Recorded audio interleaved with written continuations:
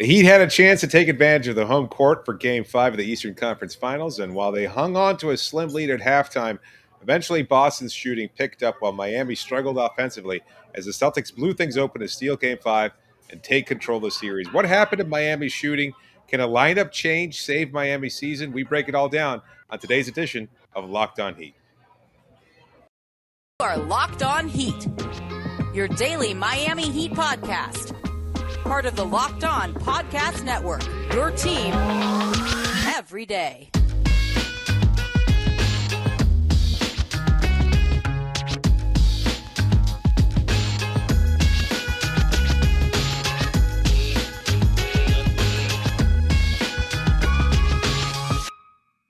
Hello, Heat Nation. It's a Thursday edition of Locked On Heat, your daily podcast covering all things Miami Heat.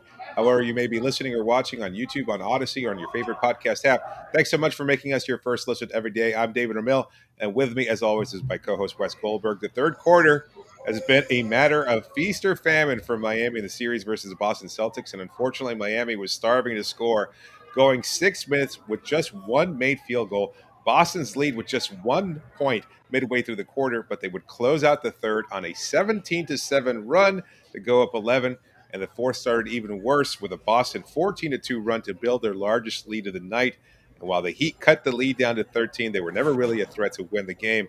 And Boston takes control of the Eastern Conference Finals with Game 6 back on their home floor on Friday, a 93-80 loss for the Miami Heat. So aside from the 31-9 run, here's a quick rundown of some other numbers that really stand out before digging into our takeaways from the game. Miami shot just 31%, not from three, but from the field the entire game. Miami's starting point guard combo of Kyle Lowry and Max Strus finished with just 4 total points, all from Max on free throws in the third quarter, and shot an abysmal combined 0 for 15.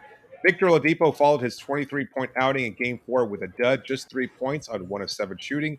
And Jimmy Butler, after putting up historic numbers throughout the first 2 playoff series, struggled with obvious injury to shoot 4 of 18 from the floor. Oh, and the Heat shot just 15% from 3 after leading the NBA in that statistic during the regular season. So, Wes, a lot to get into, but what were your takeaways from tonight's loss? Just that Jimmy has nothing left. And you kind of see the wheels, like he's the driver of this car, and you're starting to see the wheels just fall off. I mean, it's very clear that Jimmy Butler just is being so bothered by this knee that he just doesn't look like the heroic Jimmy Butler that carried the Heat even to this point. And they have needed that version of Jimmy Butler to even get this far, David, because the shooting numbers that you're talking about, this has been the case for the Heat the entire playoffs. They're shooting basically 32% from distance in these playoffs. Three-point shooting has not been a strength of theirs in the postseason, but defense has, forcing turnovers has, and more importantly, Jimmy Butler has. But when Jimmy Butler is not that strength, then you start to see all these other flaws start to crop up and really impact their chances of winning. And this is why they've lost these games against Boston. You get this far against a really good team like the Celtics, and you just can't afford that stuff anymore. You just can't. You mentioned all those numbers too. Here's another one. The Heat had 94 field goal attempts tonight. Boston had 71. How do you lose having taken 23 more shots than the opponent? That is incredible how a team can lose that. And the answer is you shoot 31% and your opponent shoots 47%. That's your answer. That's what happens. And that's what happened tonight. If this is the version that Jimmy Butler is going to be, then the Heat need guys to step up around him in a huge way. Spoelstra after the game talking about how ignitable his three-point shooters are. Well, they haven't been, okay? Nope. They have not been ignitable all postseason long. And this is a combination of things. I know a lot of listeners won't want to hear it. I know a lot of people are going to want to obsess on Jimmy's obvious struggles. Boston's defense is pretty good. Moreover, even when they weren't challenging Miami's shots directly, they were forcing them, just as we said after Game 4, they were forcing them into tough shots that they don't want to make. Having said that, a lot of those shots were makeable. Wide open shots from the perimeter, shots at the rim. Jimmy missed a few layups that he normally makes that would have translated into and one opportunities. He's not getting the free throw calls. After the game, Eric Spoelstra making no excuses about Jimmy's injury. He was asked about that by ESPN reporter Nick Friedel, and he wanted to just downplay that completely. but it's pretty obvious. Like, this is not the Yeah. version of Jimmy that we've seen. Like, he's just not able to follow through contact. He's not able to just bowl through them. And you have to give credit to Boston's defense as well. It's a really tough loss. I did not think they were going to be exposed this completely, but that's kind of what it looks like. Without Jimmy there as their driving force, they don't really have anybody else to pick up the slack. Kyle Lowry, clearly Miami's best other option aside from Bam Adebayo, who was solid in his gameplay, but not great, not sensational, just solid. Kyle Lowry obviously struggling with injury as well. Max Strus went into the locker room at one point during the game, came back out. He's dealing with injury. Nobody's 100%. But you know what? Jason Tatum was struggling with injury early on. He still wound up getting it going too. Marcus Yeah. Smart obviously returning back from injury. Robert Williams dealing with knee injury. Nobody's at 100% on either side of the ball. So obviously not an excuse, but very much an explanation for a big Yeah. part of why Jimmy and everybody else is struggling. Yeah, I mean, you mentioned the free throws there too. It's not like Jimmy Butler wasn't getting the whistle either because of his physical limitations right now. It's not that Yeah. he's not finishing through contact because he's not trying to finish through contact. So many of his layups, you could just sort of see him jump to the side of the rim, Flat, yeah. side of the glass, and try to lay it up that way. Like he's not playing to get contact, and it's hard to blame him if this knee is really this much of an issue. Then he would rather be out there than try to get contact and maybe get injured and not be available whatsoever. I don't know the degrees of this injury, but Right. Joel Embiid tweets in the middle of the game, the Heat need another star, right? And this is why. This is why I needed another star is because when one of your players, when your star, Jimmy Butler in this case, is limited, teams with multiple stars can have that other star pick up the slack, right? But the Heat don't really have that guy. Kyle It's Lowry's a just dig at not Bam, that at right? this point in his Yeah. career. It's supposed to, well, it is a little bit of a dig at Bam, but it really, like, again, I'll say this, Bam Adebayo is really good at his job, okay? I know a lot of Heat fans want him to be this star, this 30-point per game scorer. And by the way, I think at some point he needs to be that if the Heat are going to win a championship. Yes. They probably Yes. need him to be that. But I'll tell you, I was here at FTX Arena, and where I was seated was at the top of the lower bowl, where our media seats were. And I have never seen heard a crowd Yell for Bam. Yeah. try to egg on a player to just shoot the ball. It was crazy. I've never seen anything like it. I don't Every like time it. him gets the ball, they were I just don't like, like it. shoot the ball. Shoot. Well, it kind of speaks to the expectations that the fan base has of him, right? That's But he's just not that guy right now. right. And maybe you could put some blame on him, but he was also the team's leading scorer tonight. So there's a lot of blame to go around. I know we'll get to that later. Again, one more point on Jimmy Butler, though. And his whole role for this team is basically to play the other team's star to a draw. And that wasn't the case tonight. Tatum 22 points on 20 shots. It wasn't Tatum's best game. Still outplayed Jimmy Butler. But the Heat shot 32% on mid-range looks, while the Celtics shot 61% on their mid-range. That's an insanely low number for a Miami Heat team and an insanely high number for the Celtics team. And that basically boils down to Jimmy Butler and Jason Tatum, by the way. Obviously, other guys took mid-range shots. Like Jaylen Brown was really good from the mid-range tonight as well. But like that's Butler's zone, that's Tatum's zone. Tatum outplayed Jimmy Butler completely in this game. This is not a team. Their whole story this year has been role players stepping up. Gabe Vincent, Caleb Martin, Max Strus. And by the way, Gabe Vincent, Caleb Martin, And really Caleb good Martin. minutes for Miami tonight. Yeah, Yeah. really good minutes for both of those guys tonight. But there is a ceiling to what those guys can do, right? There's a ceiling to what those role players can do. And at the end of the day, they were undrafted. And they were undrafted for a reason. And that's because they don't have the talent level that stars have. A Tatum, a Jaylen Brown, even a Grant Williams who was taken in the first round. Like they just don't have that ceiling that those guys have. And when Jimmy Butler is limited in this way and Kyle Lowry is ineffective for whatever reason, you start to see that ceiling show itself, right? And Gabe Vincent and Caleb Martin could have had the game of their life tonight. They weren't going to win the game for the Heat tonight. It's just that's not what they can do. The story has been their role players, but at some point there's a limit to how far role players can take you. And we should point out also the league's best role player, Tyler Herro, the sixth man of the year, not available for his second straight game. He did not play at all. You wonder how much he could have produced when you're talking about those open mid-range shots. Those have been his strong suit. Of course, he's also able to knock down three-point shots, but that was during the regular season. We haven't really seen a stronger version of Tyler Herro during the playoffs, and you wonder whether or not Boston would have been as accommodating and allowed him to take those kind of wide open shots as well. Who knows? It's a question for the ages. They can look back and say, "Oh, what if Tyler had been there in games 4 and 5?" Well, you know what, he wasn't, and it doesn't really matter. Both losses now. Miami has their work cut out with it for them as they go back to Boston on Friday with a chance to try and save their season. We'll Yeah. talk about whether or not they can do it. We'll Well, lay some blame pie as well. Anything else that you want to give talk about this segment? yeah, just one more point on like the injury stuff. Butler, like this is injuries are playing a very major role in this series. I think if Jimmy Butler were healthy, even not having Tyler Herro, I think if Jimmy Yeah. Butler were healthy, the Heat would still have had a chance in the series. I 100% believe that.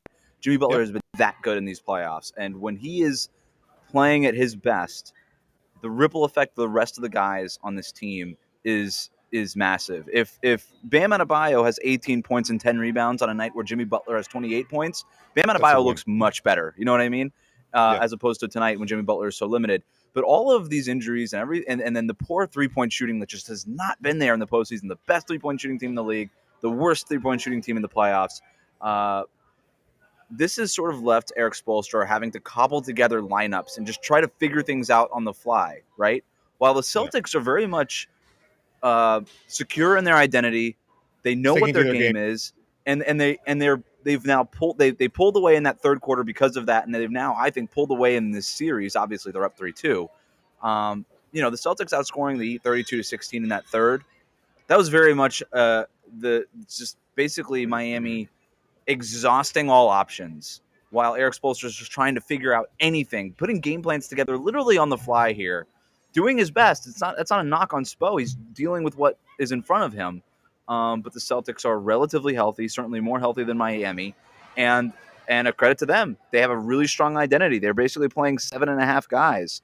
Yeah. They like Peyton Pritchard got some token minutes in the first half, but they basically play 7 dudes. They know exactly what their rotations are. They know what their game plan is going to be. They don't veer far from their game plan. Even when other guys maybe make a shot, they say, you know what, Yep. we're going to still put Ryan Williams in the paint, and we're going to just let PJ and Stroop and Gabe and Caleb shoot as many threes as you want because we're not worried about you beating us. The Celtics are secure in their game plan. The Heat don't really know what they're doing. Spo after the game saying, I got to go watch the film. I got to watch the film. And it's like, you know what? I don't even know that the Celtics have to watch any film going into the next game because they know what they're doing so well, while the Heat are just literally trying to figure anything out that works. I will urge our audience, don't.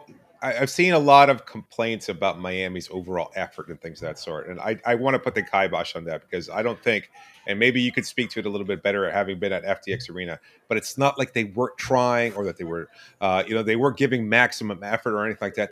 They're limited at this point. They're limited by their own ability. They're limited by their own health. And they're limited by a good Celtics team that deserves credit for it. Yeah. I mean, they absolutely played a factor, and you can't dismiss what they did. You can't just say, oh, they won the free throw disparity or anything like that. I mean, that's true. Celtics did have an obvious advantage at the line. Well, a big part of that is Miami being a step slower on defense because of those injuries, because of Boston's talent and their go-to scorers. A guy like Jason Tatum, who was a first-team All-NBA for a reason. Jimmy Butler didn't make either team as an All-NBA selection. Neither did Bam, of course, having missed as much time as he did. Miami, the better team perhaps throughout the regular season in terms of just gritting it out, finding ways to win, having your role players step up. But when it comes down to the playoffs, you need your stars to step up. And right now, Miami stars are either limited or hurt or both. And so that's not a good combination. But we'll talk a little bit about which other players or what other things in general might deserve some blame for this loss before breaking down whether or not they have a chance of stealing Game 6 in Boston. Before we do that, just a reminder that this episode is brought to you by RockAuto.com with an ever-increasing number of makes and models. It's so tricky to go into your local chain auto parts store and find the parts you're looking for, whether it's an EX or an LX. You never really know, and they keep asking you questions. You get uncomfortable and nervous. Why go through all that? You go to RockAuto.com, enter your car, your make and model, and you'll find all the parts you're looking for with their easy to navigate website. Just a few clicks, you get it delivered directly to your door. I mentioned this before. I did it for my wife's car. Saved me time, saved me hundreds of dollars. It felt great doing so. You can do so as well if you go to rockauto.com, a family-owned business that's been serving auto parts customers online for 20 years. Find all the parts you're looking for your car or truck, and then go to the section that says, how'd you hear about us? And write the phrase locked on so they know we sent you. Amazing selection, reliably low prices, all the parts your car will ever need. That's rockauto.com. All right, thank you so much for making Locked On Heat your first listen every day. Make sure to go check out the Locked On NBA Big Board. After this, host Rafael Barlow from NBA Draft Junkies and the author of the NBA Big Board newsletter gives fans an in-depth look into the NBA draft, mock draft, player rankings, and of course, Big Boards. It's free. It's available wherever you get your podcast. David, It's losing time here on Locked On Heat. It's time to get into the kitchen, whip up some blame pie. And I want to start here. I want to start in the backcourt for Miami, okay? Right. Strus and Lowry have combined 1 for 28 in the past 2 games. They're 0 for 15 tonight, okay? That was the worst 0 for something backcourt or something by starting backcourt in a playoff game since the NBA started recording that kind of stat in 1970. That's for per ESPN. 1970. So 1970. basically, when they start tracking, it's probably before that too. That's just when they started tracking it. Okay, so um, I know we talked about the injuries at the top of the show and how it Yeah. clearly has limited this Heat team and probably drained them of any chance of winning this series if Jimmy Butler can't miraculously find a new knee by the time Game 6 rolls around. But there is still some blame to lay at the feet of Kyle Lowry and Max Strus because you're a starter now, man. Like, we could talk about the great story and everything, but you're a starter in the playoffs, dude. You can't go, what was he tonight? 0 for 9, 0 for 7 from three-point range. Wasn't he 0 for 7 the last game as well from Yes, he distance? was. So Yes, he was. these are open looks, okay? The Celtics are giving them to him, all right? They're Oh, coming yeah. around screens. They're coming around screens hard. They're not giving them to him the same way that they're giving it to PJ and Caleb Martin and even Gabe Vincent, who they're just like, No, he had but a there good were night. several They plays let him shoot there. threes. There are several plays that look. Miami, I will say, Miami gave great effort, particularly in the first half, where they were trying to maximize what they could do, which was control the rebounding edge. And I was ready to come up with they had managed to steal a win and have you eat crow about I have rebounding never being a seen garbage statistics. somebody chase offensive rebounds the way that PJ did. I'm sorry to interrupt, but Yeah, like that was insane. no, What he did all game. Yeah. yeah, and it's unfortunate because Max would take a 3-pointer. PJ would scramble and fight and tooth and nail to grab the offensive rebound, kick it back out. He'd reset and lay down another clunker there. Like it was just multiple possessions where Max was trying to shoot or Kyle would try and shoot to no avail. Few of those shots missing the hoop completely. Victor Oladipo, same thing in the third quarter when Boston was pulling away. Rebound by Tucker after a wide open Oladipo 3 clanked off. Actually, I'm sorry, not even clanked off the rim, missed everything. They Yeah. pull down the rebound, kick it back out. He shoots it again. The exact same thing. Like it was long on both attempts. And you're going, what the hell? What's going on? Like this is so atypical, especially after you see him shooting so well in the last game. You expect him to have a He similar is game so, tonight. but That he's wasn't the so case. streaky, man. Like, and that's Yeah. the genius of what the Celtics are doing is they are just Yeah. letting. They're not overreacting to any make. They're not. They're just letting Miami. They're letting the guys that Miami wants to let shoot, and they're not overreacting to that stuff. They know that Caleb Martin isn't going to make 8 threes. Okay, he's Right. just not. Right. But they're closing out well on Max. They're closing out well on Kyle. They're fighting around screens. They're tight on fighting over them. They're not going under them. Like their game plan is good and they're executing well. But that's not to say that Max and Kyle Lowry still didn't get open looks. Like Bam Adebayo or PJ will land a brick wall screen and they'll get an open look off the dribble. They got to make those. Duncan Robinson made 3 of his first 8 3-pointers tonight. Okay, he was there and he was getting first half minutes over Dwayne Dedman, who did not play tonight. Okay, so there. I actually thought, like, we're talking about the offensive rebounds. That was a big part of Miami's game plan. Got to out rebound Boston, okay? The other part was getting them to turn the ball over. They did that. 15 turnovers for Boston for 17 Miami points. They did that. They executed the core tenets of the game plan, and they got good looks. Yep. They just didn't make them, and you just need your dudes to make the shots. It's not rocket science. You need your good players to make the open shots that they get. They didn't do that. The Celtics did do that for the most part. So there's a lot of the blame pie there. It's on Strus and it's on Lowry, and I'm not going to sugarcoat it. Those guys were really bad, and they've been bad for 2 games, and the Heat have lost those 2 games. Period. End of story. Jimmy's knee, obviously, he gets some blame. You mentioned the effort earlier, and I'm mostly with you on the effort thing. I think effort is the wrong word. Okay, I don't think that the effort was off by Miami. I do think that the decisiveness that they needed to have was not there, and I think that might be what most fans are trying to express when they use the word effort. It's decisiveness. It's put your head down and go to the basket. It's Bam Adebayo. Put your head down and go to the basket. I know I just talked about how he's not really that guy. I thought he was aggressive early on, but in the second, he kind of got away from that a little bit. But it wasn't just him either. It was a lot of these guys. Like it was Jimmy Butler too. And I know that he's limited by the injury, but like this, like kind And of he was just a half soft step footing. slower. Yeah. But he was really indecisive. Like, all right, if you're gonna be Right. half step slower, just be decisive in your slow Right. steps. Like, tell me, No. No. like, let me know what you're gonna do here. And Right. there's a lot of Kyle Lowry, very similar. Like, they were just sort of, they would like kind of soft poke at Boston's defense. That thing's not really there. And look, they've been trying to figure out where the pressure points in Boston's defense have been all series long. They take Peyton Pritchard basically out of the rotation for the most part outside of 6 minutes. They're playing Derek White and Grant Williams, two really good defenders off the bench. There's not a bad defender in Boston's lineup, so that's definitely part of it. But I still think that if you just go, if you play quickly and with pace, and like I haven't seen the Kyle Lowry hit aheads, I haven't really seen the decisiveness that Miami needs to have to force the Yeah. Celtics defense to scramble. I think that's what fans really mean when they talk about effort. I think what they mean is decisiveness, and that I thought was really missing. Outside of, I think Bam got there eventually.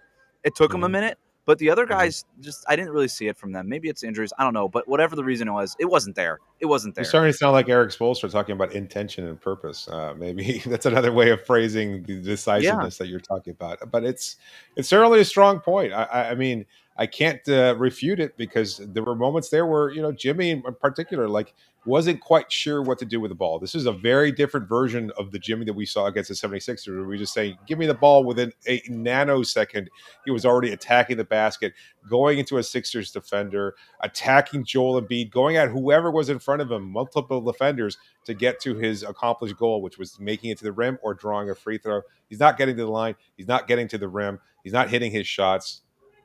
There's a lot going on there. And yes, big part of it surely is injury, but some of that decisiveness, intention, yeah. purpose, whatever, is certainly missing as well.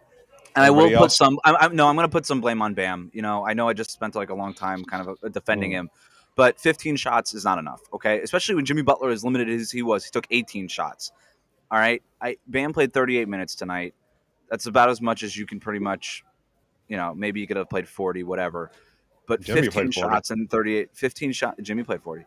15 Yeah. shots in 38 minutes isn't enough. Bam, they needed more from him, and you could tell like Jimmy Butler. There was a possession in the first half where Bam Adebayo it was Jalen Brown on him in the post, and Jimmy recognized it. He was out above the break. He sees Bam with Jalen Brown on him. He calls him onto his side of the court into the low post. Just waves him on. He's like, "You got Jalen on you. Come over here."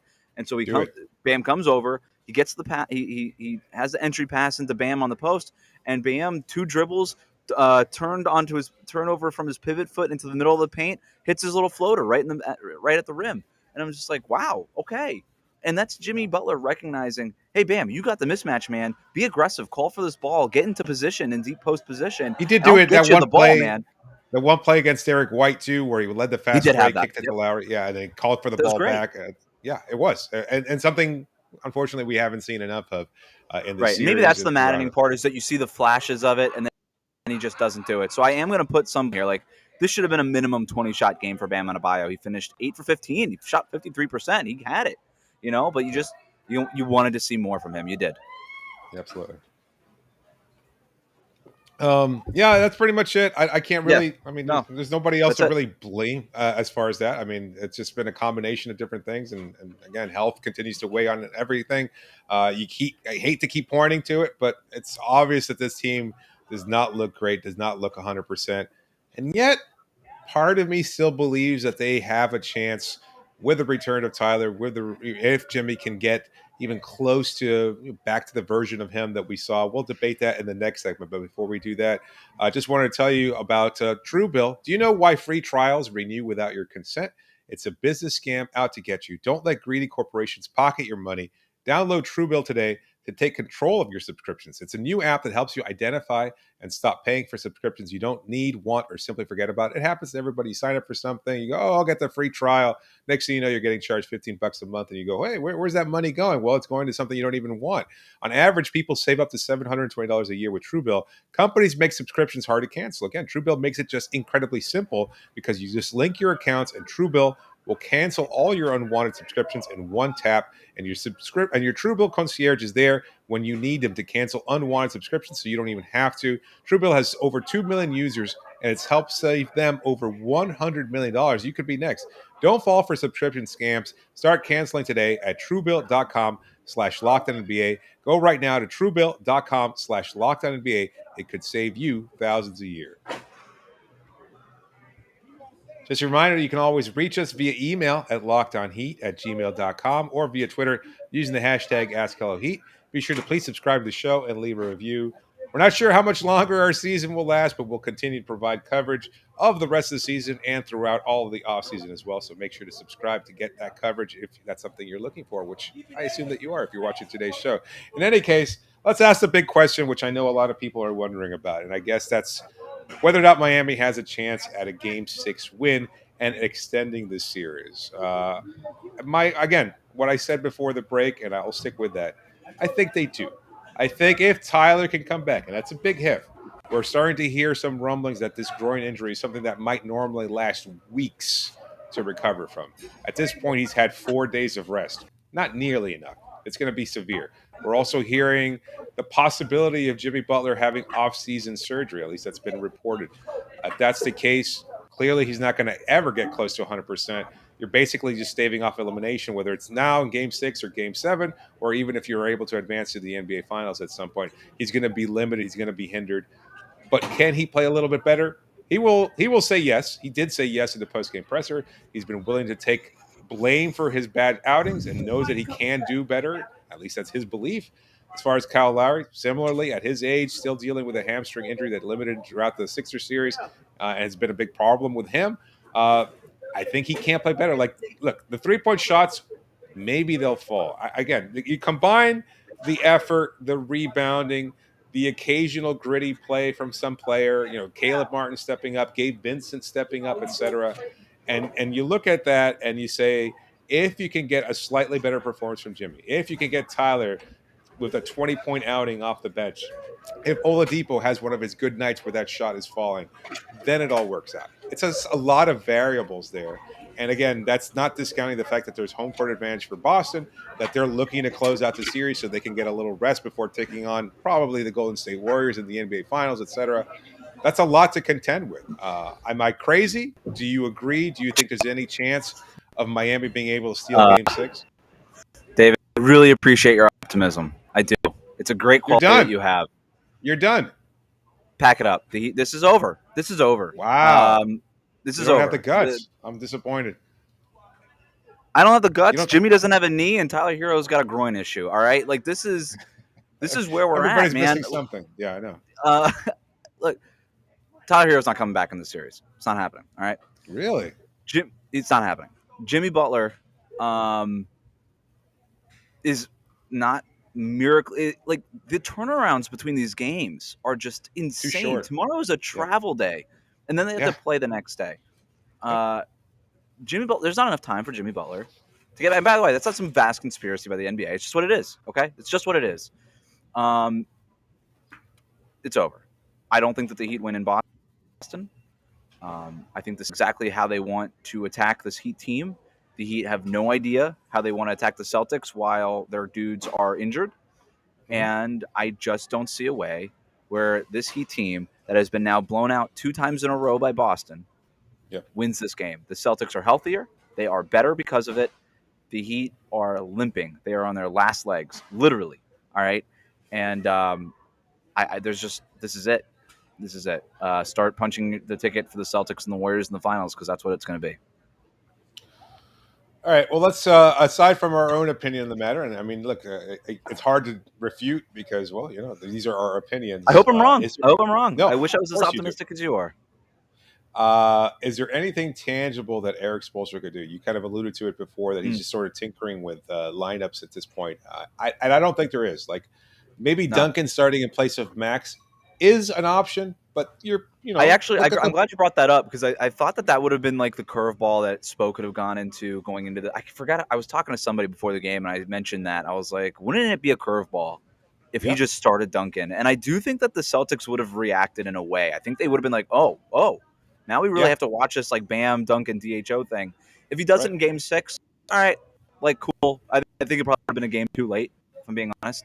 I think that would have been the time to do it. I think you lose the sort of the shock value after Max is over 7 and Duncan is 3 for 10 after making 3 of his first 8 from 3-point range. I liked what Spo did going small, taking Edmond off the floor, going with PJ at the 5 groupings when Ben was off the court. I really liked the idea of doing that and putting Jimmy in space because Jimmy Butler is playing in those PJ at the 5 lineups.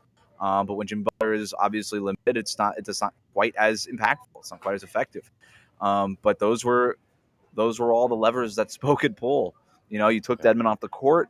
Maybe the next one you do is, all right, Oladipo, sorry, you just don't have a role in this series anymore. I don't think that he's been very good all series. I know that he's had some scoring outputs, but it's been a lot of empty calories, Defensive if issue. you ask me. Sure.